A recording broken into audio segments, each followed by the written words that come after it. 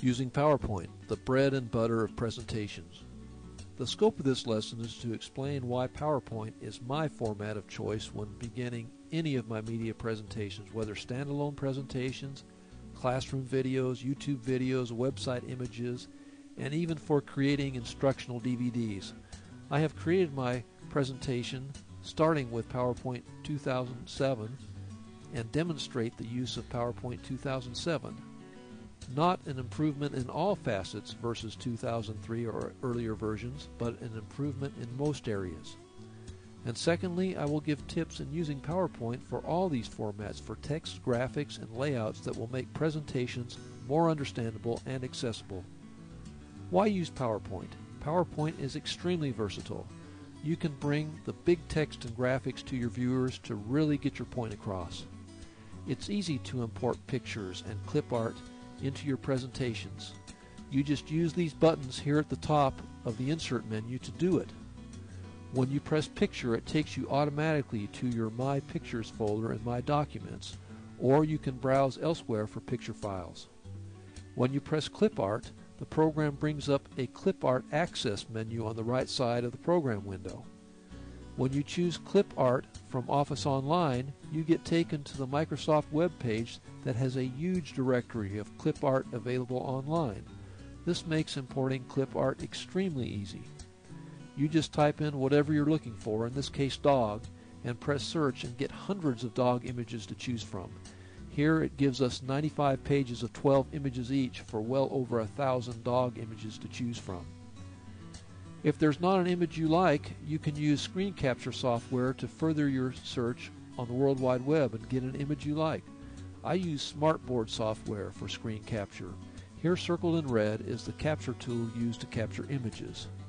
From here I use the tool to draw a rectangle around the part of the screen or image I want to capture. The item captured is put on the clipboard and can be placed onto your slide by right-click paste or by pressing the Control then the V key. This is a tool I might use several times in putting together a presentation. Once you have a series of slides you like in a presentation, like for instance the 12 created for this presentation thus far, you can stick with the presentation you've made and go no further. Or you can make a narration and or musical soundtrack and sync to your presentation. I create AVI files to do this, and here are some of my AVI files in one of my directories that I can play in Windows Media Player or some other application.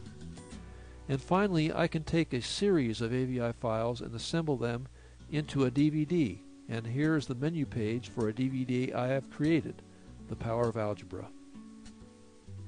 In my experience using PowerPoint to create DVDs, when I first made DVDs, text and graphics that were very clear and legible when shown as AVI files were not clear in DVDs. Parts of characters disappeared, lines were missing, and parts of PowerPoint slides were not visible at the edges of the screen. I had to redo all my text, graphics, and backgrounds for 16 presentations. The rest of this presentation is aimed at preventing you from making the same mistakes I did and in saving you a lot of work in the process. The reason we lose things going to DVD has to do with the more limited resolution of television as compared to higher standards of resolution available with more pixels on a computer monitor. I decided that what made sense was to create slides as if all of them might be converted to DVD. If I did decide to convert them at some point, I wouldn't have to re-engineer them if I decided to make a DVD. And secondly, creating slides for DVD had the side benefit of making the slides more visible and accessible even if they never made it to DVD. Here is a list of tips I captured from a website, but I believe my own list is more practical, and the remainder of this lesson will be going over my list. First, use at least 24-point text if possible. Occasionally I'll use smaller text if I'm really desperate to cram things in, or if I'm pretty sure I'll never want it in a DVD, or if it's a label, coordinates, etc., or if I'm going to use it to print out for a test or a handout. On the left is an example of 14-point text, and on the right, 24-point text. In the font section of the home view is a drop-down menu offering different font sizes. Use bold versions of sans serif fonts such as Arial, Verdana, or Tahoma. If you'll notice, the Times New Roman text has some parts of characters that are very thin and may disappear when converted to lower resolution formats for DVD. Again, the text style can be chosen in a drop-down menu and the B clicked to make the text bold. My personal preference is Arial bold. I don't think it's much different from Verdana or Tahoma, but it's what I'm used to in my presentations, and you need to find what works for you. Third, use the shadow feature for text. It makes the text more legible. If you'll notice, in the shadowed text on the right, it looks bigger than the same text unshadowed on the left, even though it's the same size. The shadow effect is chosen with the shadow button in the text box submenu here circled in red. Fourth, make the line thicknesses at least 3 points. If lines are thinner than that, they may disappear in DVD format. On the left is a line segment of the PowerPoint default line thickness of 0.75 points, and on the right a thickness of 3 points. If you're watching this in DVD format, you might not even be able to see the thinner line segment on the left, which would prove my point. To create lines, go to the Shape submenu on the home screen here circled in red, then choose the line by clicking the line segment here. Once you have a line, you can change its thickness by going to the line segment and right-clicking to bring the right-click menu up. Then go to Format Shape at the bottom of the menu. And with Line Style chosen on the left side of the Format Shape dialog box, you can go here to the Line Style width and change it from its default 0.75 width to whatever you want. 3 is pretty safe for converting it to DVD if you eventually do it. Fifth, don't use pure white 255 as background color.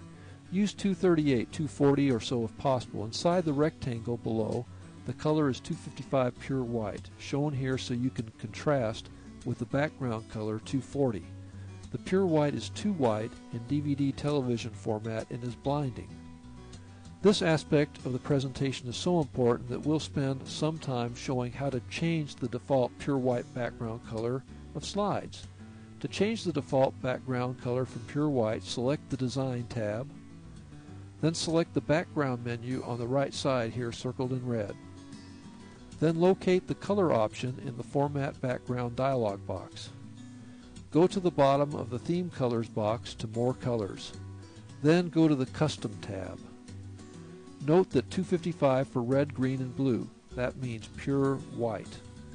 This little triangle on the right can be slid up and down with the mouse to change the white purity down from pure 255.